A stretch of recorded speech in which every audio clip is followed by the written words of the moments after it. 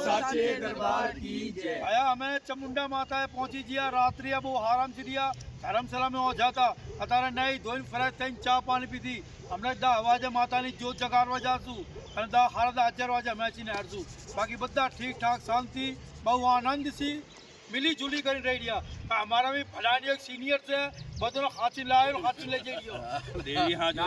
बोल चामुंडा मात की जय। बस लाइक